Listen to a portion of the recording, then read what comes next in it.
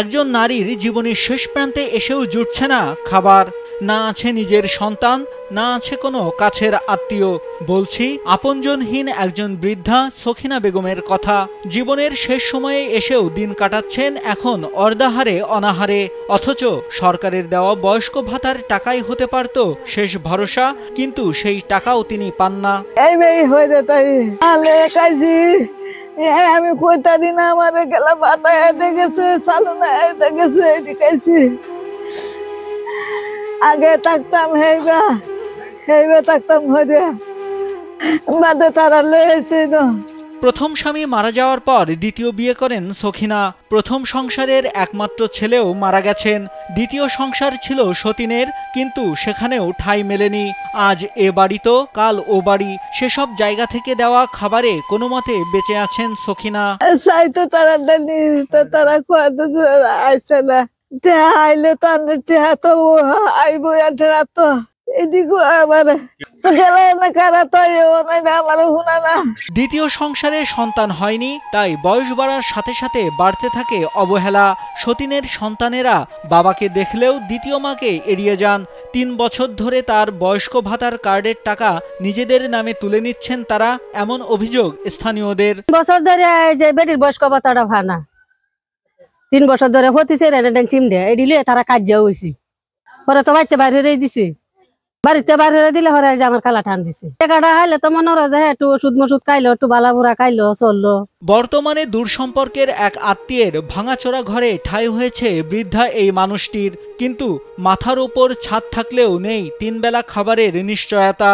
ক্ষুধার যন্ত্রণা নিয়েই কাটছে তার দিনরাত। বয়সের ভারে নুয়ে পড়লেও ক্ষুধার জ্বালায় আশপাশের বাড়িতে যান খাবারের খোঁজে। অন্য আর জায়গা নাই, বাড়ির জঙ্গলা একটু করে থাকতে একটু চালা বান্ধা আসছি। ৭০ বছর বয়সী বৃদ্ধা সখিনা বেগম নেত্রকোনার দুর্গাপুর উপজেলার চণ্ডীগড় ইউনিয়নের কোচওয়াডহর গ্রামের বাসিন্দা। এলাকাবাসীর দাবি, সখিনা যেন তার ন্যায্য অধিকার থেকে আর বঞ্চিত না হন। তার প্রাপ্য বয়স্ক ভাতার টাকা সরাসরি তার হাতে পৌঁছানোর ব্যবস্থা নিতে সংশ্লিষ্ট কর্তৃপক্ষের প্রতি জোর আহ্বান জানান তারা। 2টা বিবাহ করছিল, আরেক স্ত্রী সন্তানদের কাছে, তার স্বামীও চলে গেছে।